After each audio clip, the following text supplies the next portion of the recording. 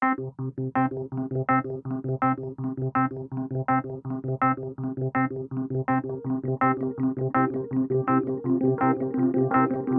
важко було спочатку пристосуватися, але тепер через кілька тижнів ти просто маєш навчитися розплановувати якось свій день. Ага, зранку зроблю домашню, ввечері десь попрацюю, потім щось приготувати їсти.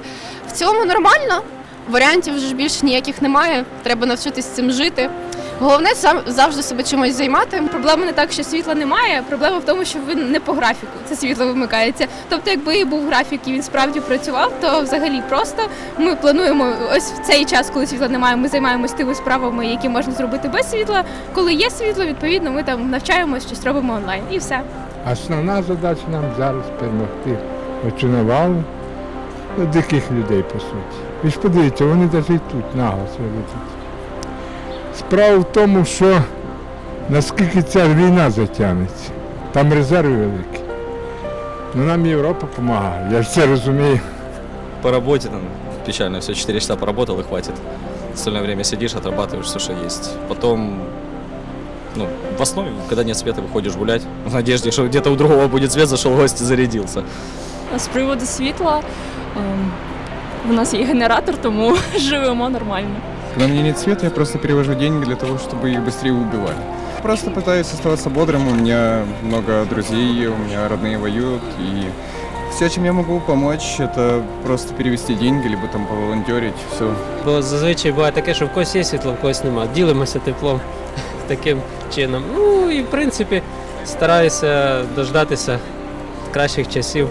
Печально, дуже печально. Тим більше я живу в передмісті, там може по часов 8-12 відключати. В Києві так от. Тут на Хрещатику палаюся, а там.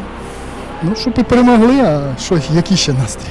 Інтернет не працює, світла нема, зв'язку нема, в холодні в шлинку кити плавають. Якось взагалі сумно, грустно і я не знаю, як буду готуватися к ЗНО. Я з міста Харків, в нас також є проблеми зі світлом, але ми справляємося, ми разом боремося, наші хлопці борються на фронті, вони змагаються за правду, вони захищають нас, а ми маємо входити в положення, маємо сприймати ті обставини, які складаються наразі. Купуємо павербанки, заряджаємо павербанки, підключаємося до генераторів, якщо є така можливість. Ну і тоді все буде Україна. Та призвичаїлися, чому нам падати духом.